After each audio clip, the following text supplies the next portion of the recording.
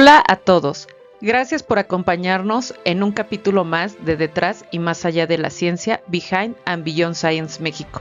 El día de hoy tenemos como invitada a la doctora Nayeli Bueno Hernández, adscrita a la Dirección de Investigación del Hospital General de México, Dr. Eduardo Liceaga. Espero que lo disfruten. Hola a todos. Gracias por acompañarnos en nuestro sexto capítulo de Detrás y Más Allá de la Ciencia, Behind and Beyond Science, por nuestro usuario en Instagram. El día de hoy tenemos como invitada a la doctora Nayeli Bueno Hernández, investigadora en Ciencias Médicas, adscrita a la Dirección de Investigación del Hospital General de México, Dr. Eduardo Liceaga. Hola doctora, muchas gracias por estar con nosotros en este sexto capítulo de nuestro podcast de divulgación científica. Y bueno, muchas gracias por la invitación. Siempre es un placer platicar con colegas que hacen cosas parecidas pero diferentes, y eso es un placer siempre. Muchas gracias por la invitación. Muchas gracias por estar con nosotros. Bueno, también es importante mencionar que este capítulo es el último capítulo de nuestra primera temporada, pero pronto estaremos con ustedes con nuevos capítulos, con nuevas historias de investigación. Y bueno, para comenzar el bloque 1, pues precisamente como todos ya sabemos, el bloque 1 está relacionado con la motivación, pues precisamente para estudiar una carrera denominada STEM por sus siglas en inglés, que está relacionada con la ciencia, tecnología, ingeniería y matemáticas. Y bueno, tengo unas anotaciones de usted. La doctora Bueno Hernández tiene un título universitario emitido por la Universidad Autónoma del Estado de Hidalgo como licenciada en nutrición. Además, cuenta con una maestría y un doctorado por la Universidad Nacional Autónoma de México en ciencias. Asimismo, pues como les mencioné anteriormente, se debe tomar en cuenta que la licenciatura en nutrición sí se considera una carrera dentro de las áreas de la ciencia, tecnología, ingeniería y matemáticas, STEM por sus siglas en inglés. Y bajo este contexto, pues entramos a nuestro bloque de preguntas, y nuestra primera pregunta es: ¿cuál fue tu motivación para estudiar una carrera STEM, en este caso la licenciatura en nutrición en la Universidad Autónoma del Estado de Hidalgo?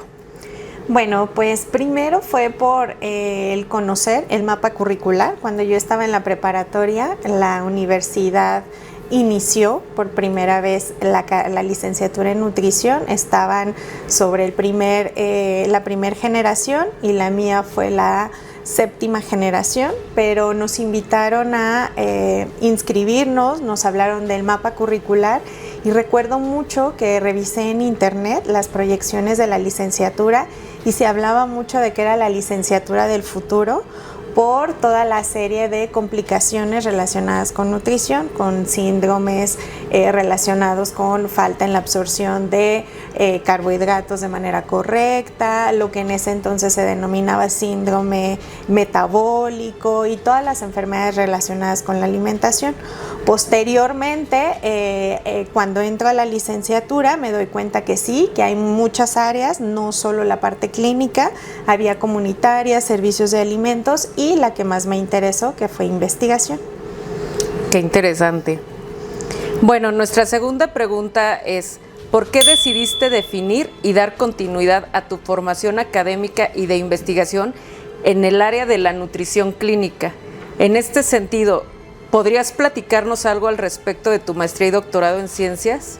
Grados que obtuviste, por parte de la UNAM, pero que desarrollaste en el Instituto Nacional de Ciencias Médicas y Nutrición Salvador Subirán. Es una gran pregunta, porque normalmente en las licenciaturas en nutrición, en esa época, la gran mayoría de los estudiantes se enfocaban en la parte clínica, en asistencial, en hospitales, y era lo que más llamaba la atención. Sin embargo, a la hora de decidir dónde hacer mi servicio social, me encuentro con una convocatoria del Instituto Nacional de Ciencias Médicas y Nutrición Salvador Subirán para hacer un proyecto de investigación básica en hepatitis en el servicio de gastroenterología. Completamente diferente a lo que tradicionalmente se hacía en mi universidad. Apliqué y afortunadamente me aceptaron. Mi ingreso al servicio social en el instituto, bueno, pues fue un parteaguas en mi vida, porque como sabes es de los institutos que más publican, que más hacen investigación, y estando en el servicio de gastroenterología, pues estuvo muy ad hoc el área de nutrición. No había muchas nutriólogas haciendo cosas en gastro, Había algunos ejemplos, algunos que me sirvieron mucho para decidir qué es lo que quería hacer. A partir de ahí entré a la maestría y al doctorado con uno de los grandes investigadores en el instituto, que es el doctor Jesús Kazuo, que hace investigación en enfermedad inflamatoria intestinal.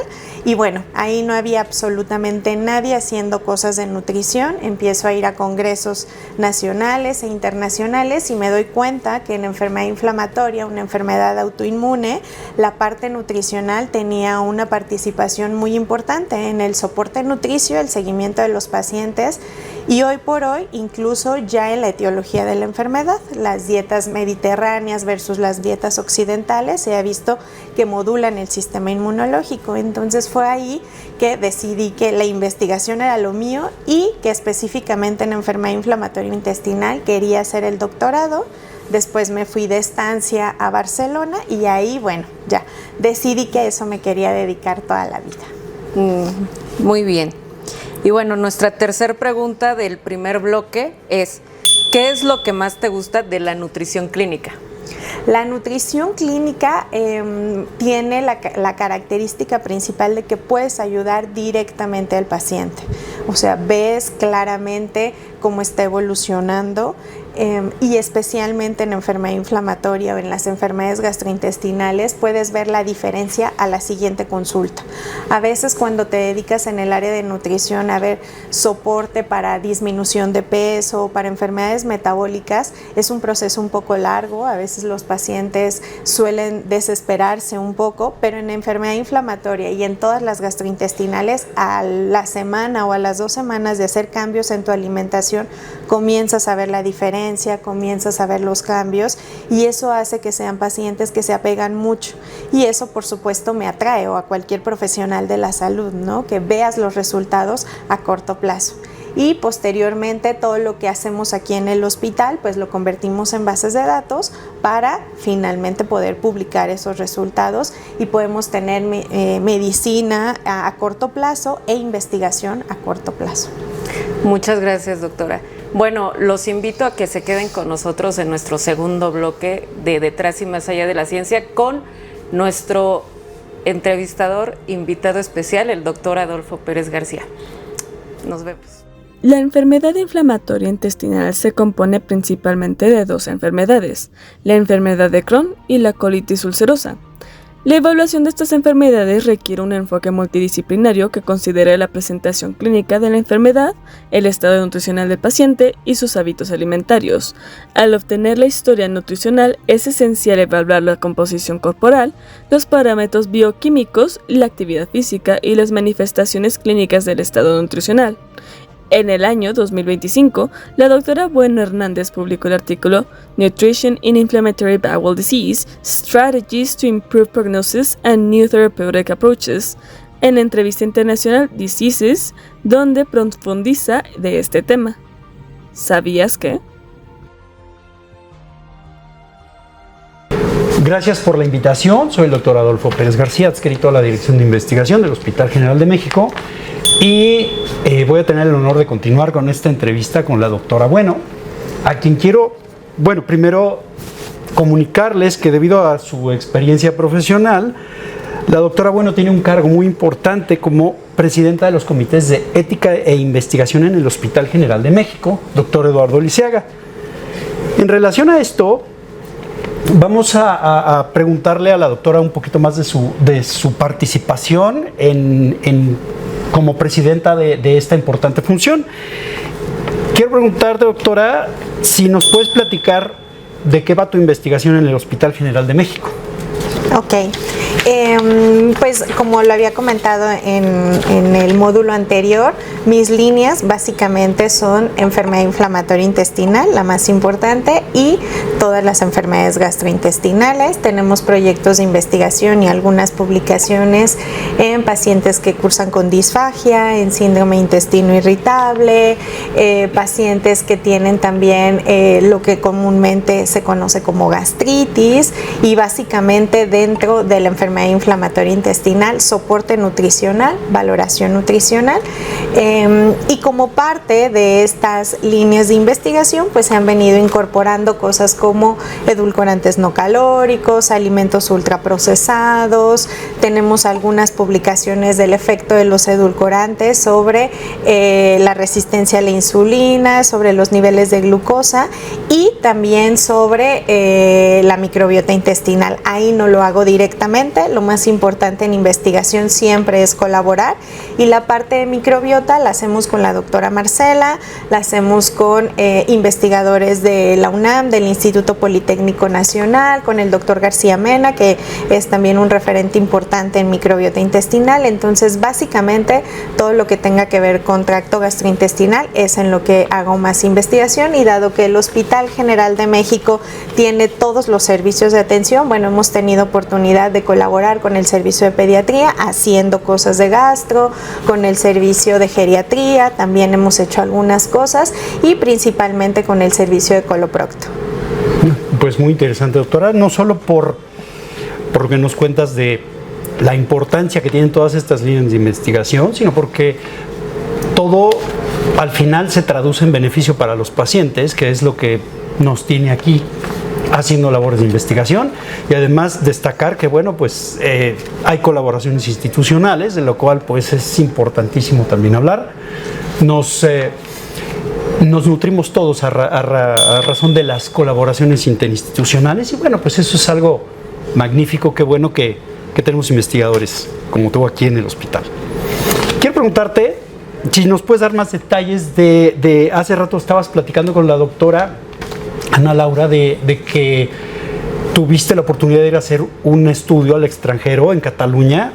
Entonces, quiero preguntarte un poco más de detalles de las actividades que realizaste allá en el Instituto de Investigación Germans Trais y Pujol del campus de Can Ruti en Barcelona.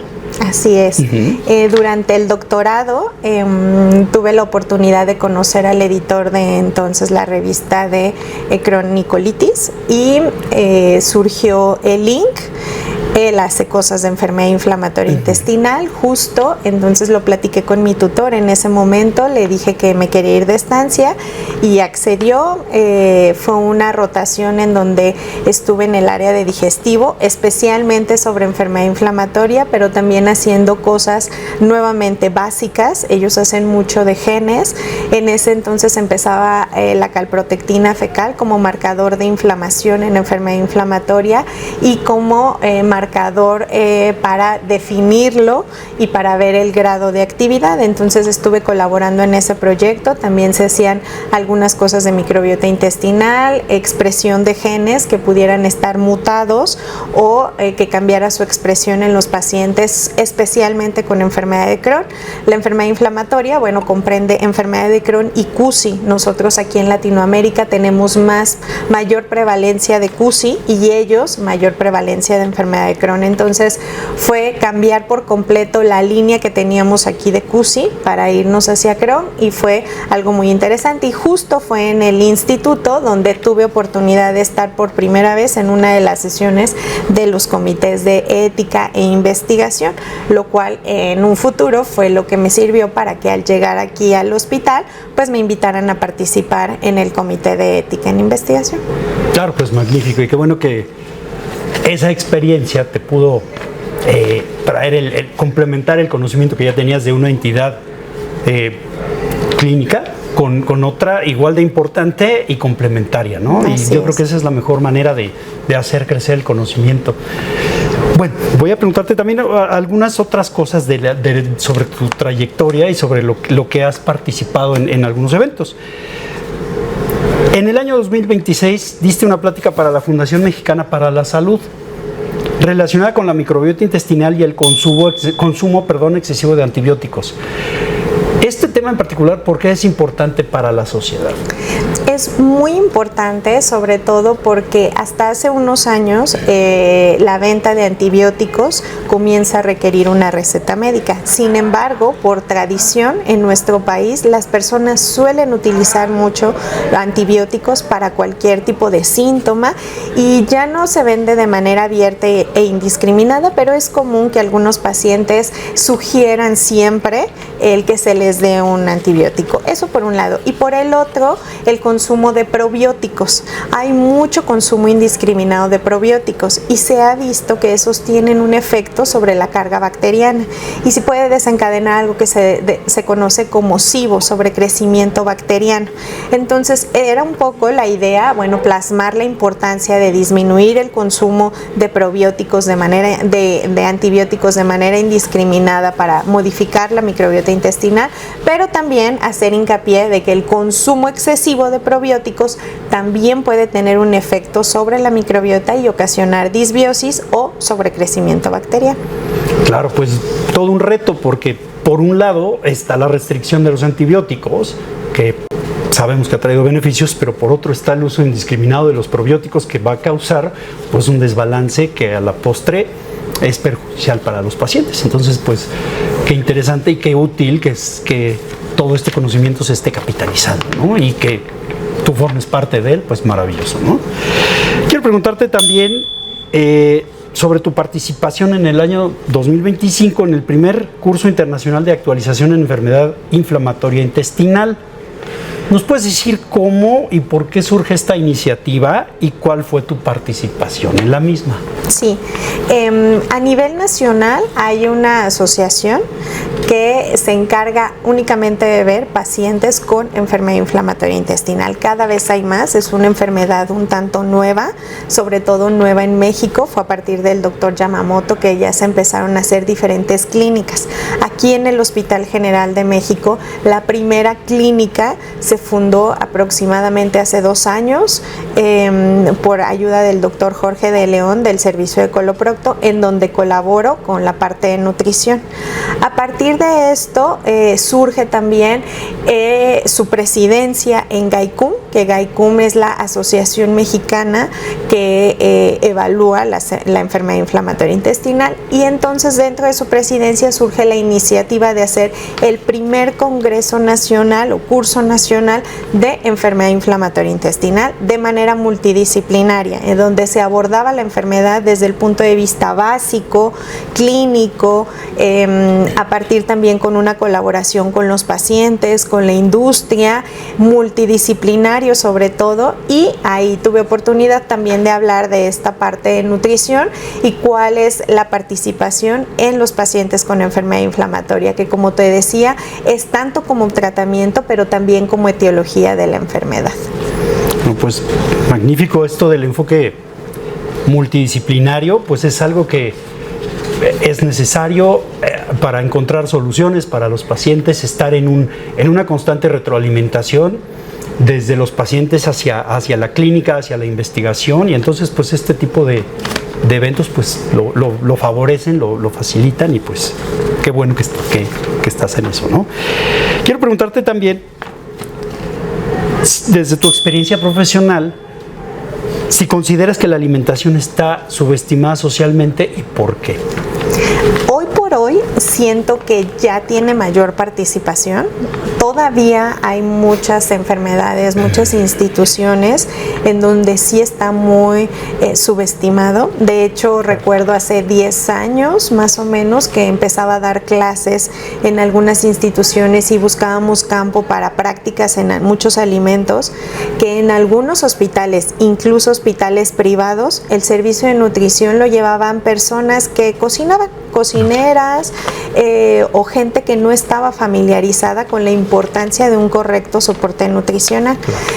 Eso ha ido evolucionando afortunadamente a lo largo de los años. Hoy hay más participación de los nutriólogos en la parte clínica, en investigación, por supuesto. Yo he visto papers nacionales de gente que hace cosas de nutrición y líneas de investigación en hígado, en renal, en niños, que son investigaciones a nivel internacional, y que afortunadamente eso ha volteado las cámaras a ver que la alimentación es un parteaguas efectivas en la salud de un paciente y también en la salud de una población. El Instituto Nacional de Salud Pública es uno de los institutos que más publica en términos de nutrición y nutrición poblacional, que tiene mucha utilidad, sobre todo en grandes poblaciones como lo es la nuestra. Entonces sí, todavía falta mucho por hacer, todavía falta ser muy consciente a la población de la importancia del soporte nutricional, de alimentarse correctamente,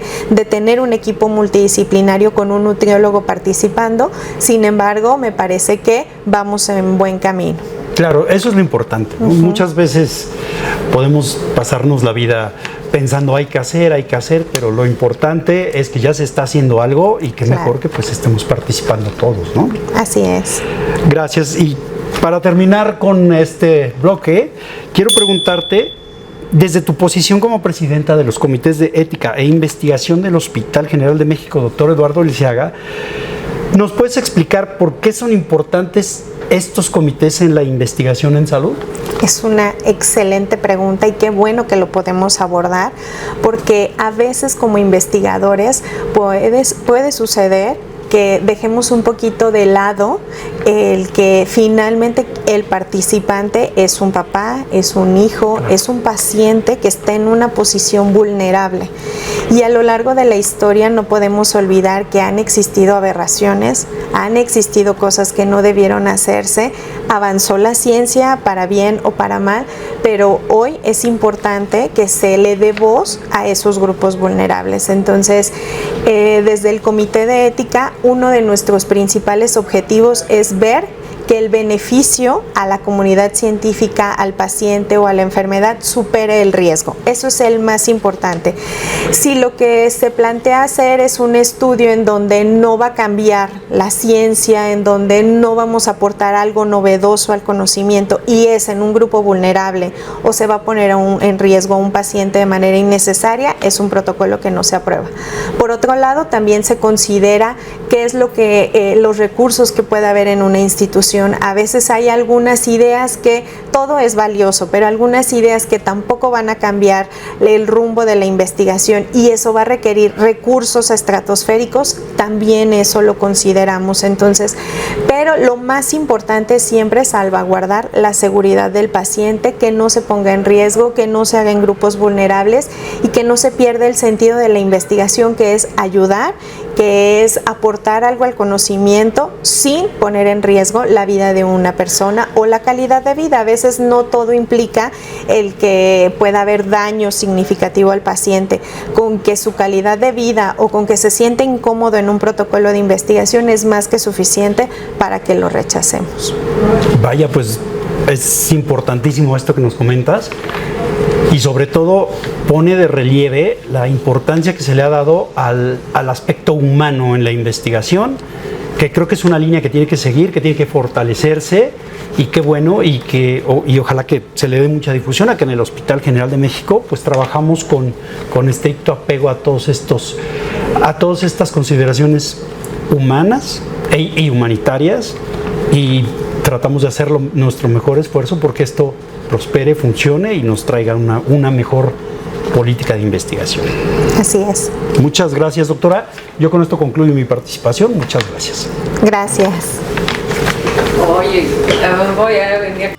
¿Sabías que el consumo excesivo de azúcar provoca picos de energía seguidos de fatiga, sobrepeso, inflamación celular, mayor riesgo de diabetes tipo 2 y enfermedades cardiovasculares? Además, acelera el envejecimiento de la piel y daña el esmalte dental causando caries. En el año 2020, la doctora Bueno Hernández publicó un artículo en la revista internacional Nutrition Journal titulado Chronic Scrulose Consumption Induces Elevation of Serum Insulin in Young Healthy Adults, a randomized double-blind controlled trial, en donde profundiza de este tema. ¿Sabías que?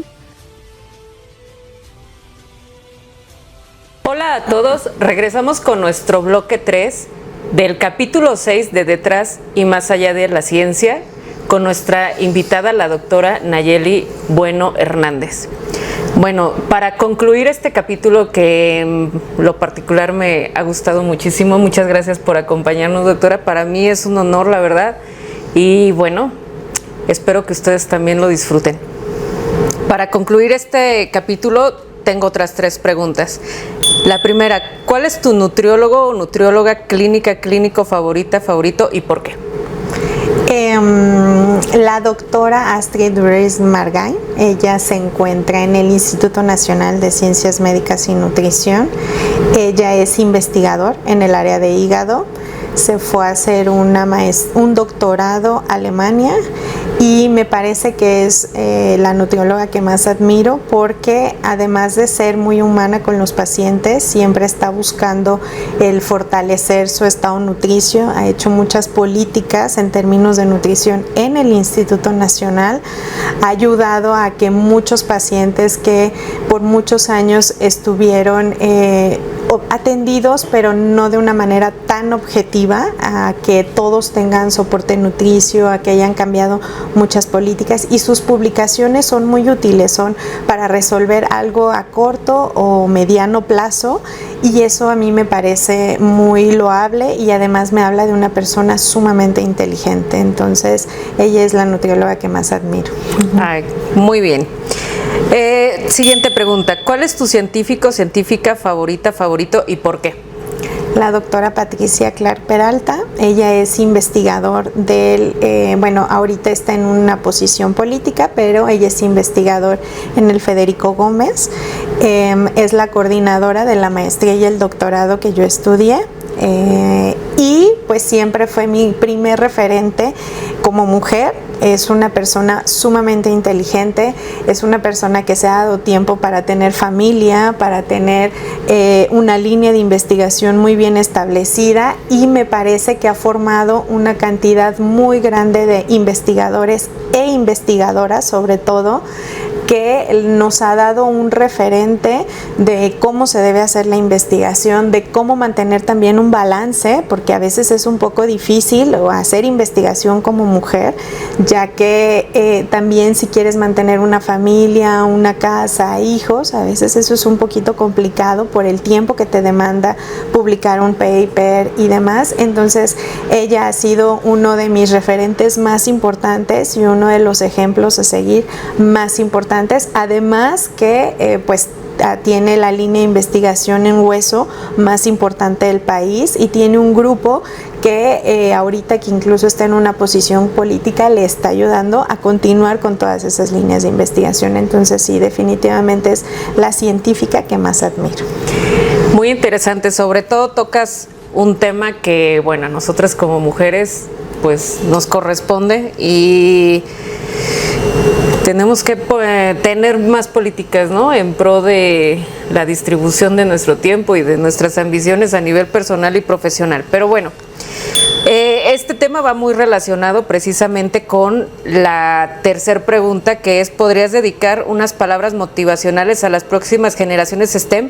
Específicamente, y ya la doctora Nayeli nos dijo varias razones del por qué, específicamente o principalmente a las niñas y jóvenes que desean adentrarse a este mundo de la ciencia, tecnología, matemáticas, el mundo STEM. Excelente pregunta. Pues mira, el punto más importante para mí sería el no perder de vista el objetivo.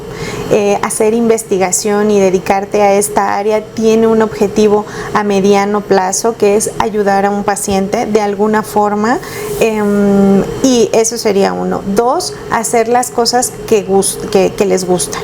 Siempre que llega un alumno nuevo, le pregunto: a ver, ¿te llama la atención hacer investigación? ¿Es algo que siempre lo has sentido? Porque es como algo con lo que naces, algo como en el gen que te da esa curiosidad. 2, ¿te gusta la gastro o lo que nosotros hacemos, que es nutrición y gastro? Porque si no te gusta lo que haces, siento que es mucho más difícil que puedas llegar a los objetivos que estás buscando. Hay muchos alumnos que han llegado conmigo y sí les gusta investigación, pero les gusta tal vez la investigación en niños, o les gusta la investigación en otros grupos, o investigación que tiene otro objetivo, y siempre los mando. Los que se quedan aquí conmigo, afortunadamente tengo alumnos que se han quedado desde que eran estudiantes desde que los mandaban a prácticas hasta el doctorado. Entonces eso habla de que les gusta, les apasiona y que en algún punto les puedo transmitir lo que a mí me apasiona de la investigación y de esta línea en específico. Entonces algo que les puedo decir es que busquen qué es lo que les hace feliz y a eso dedíquense, porque si uno hace todos los días lo que te hace feliz, nunca trabajas. Eso es algo muy, muy importante, que siempre persigan sus sueños y que no se limiten por absolutamente nada. Siempre den el 100% y los beneficios van a llegar por sí solos. Muchísimas gracias, doctora Nayeli. Bueno, eso es todo en nuestro capítulo 6 de Detrás y Más Allá de la Ciencia, Behind and Beyond Science. Síganos en nuestras redes sociales, dale like y comparte. Adiós. Gracias, doctora. ¿Sabías que el consumo de edulcorantes no calóricos, ENC, puede desencadenar o agravar síntomas en pacientes con enfermedades gastrointestinales como síndrome del intestino irritable? Y estos aditivos alteran la microbiota intestinal y dificultan la absorción en el intestino delgado, lo que produce inflamación, gases, diarrea y dolor abdominal. En el año del 2019, la doctora Bueno Hernández publicó un artículo de revisión para analizar y responder algunas de las preguntas e inquietudes más frecuentes sobre el consumo de edulcorantes no calóricos en pacientes con trastornos gastrointestinales. A través de una revisión exhaustiva de la literatura médica, Review of the Scientific Evidence and Technical Opinion on Non-Calorical Sweeteners Consumption in Gastrointestinal Diseases, Revista de Gastroenterología de México, English Edition. Gracias por acompañarnos en un capítulo más de Detrás y Más Allá de la Ciencia, Behind and Beyond Science México. Les recuerdo que los coordinadores de este podcast de divulgación científica somos doctora Ana Laura Ramírez Ledesma, adscrita a la Dirección de Investigación del Hospital General de México, doctor Eduardo Lisiaga; doctora Paola Roncagliolo Barrera, adscrita a la Facultad de Química, Universidad Nacional Autónoma de México; y nuestro invitado especial, el doctor Adolfo Pérez García, adscrito a la Dirección de Investigación del Hospital General de México, doctor Eduardo Lisiaga. Nos vemos pronto.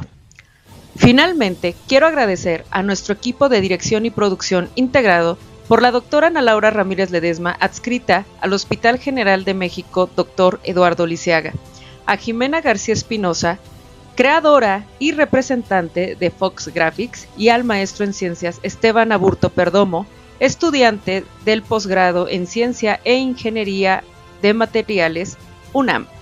Gracias.